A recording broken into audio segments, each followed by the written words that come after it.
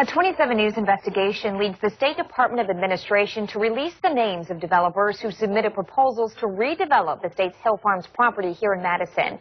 Last Thursday, we reported that despite several open records requests, DOA had failed to provide the names of the companies seeking to redevelop Hill Farms as part of a $197 million project that would include 2 new buildings on the property to house several state agencies.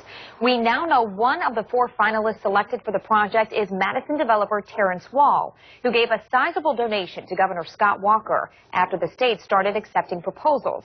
Our Capitol Bureau Chief Greg Newman is digging deeper into this story tonight. Terrence Wall wasn't alone in making a donation to the governor's campaign after the state started accepting proposals. So did executives with the architectural and construction firms tied to Wall's proposal.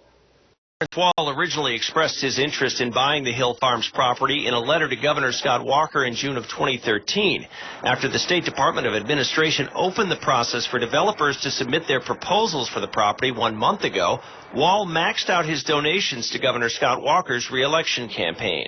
What I think is very obvious and smacks of pay to play is the fact that the donation of $10,000 to the Walker campaign came 11 days after the RFP was announced and during prime campaign season.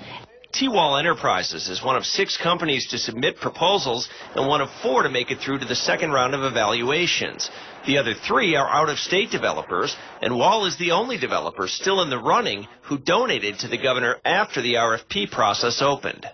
There were 2 other companies that were part of the T-Wall bid, Potter Lawson and I believe Mirren Construction, also gave money during that same period. Campaign finance records show executives from both the construction company and architectural firm tied to Wall's proposal gave a total of $3,500 to Walker after the RFP process opened. So whether or not there is anything improper that's happening, it raises a lot of questions about the integrity of the process. We weren't allowed to know who was bidding on this process at the time, and interestingly enough, it's after the election that we finally get a chance to see who has bid.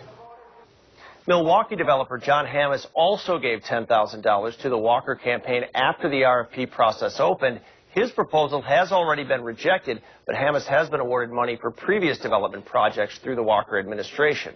DOA declined an interview for this story and has not said when a developer will be selected. Terrence Wall has failed to return several messages from 27 News.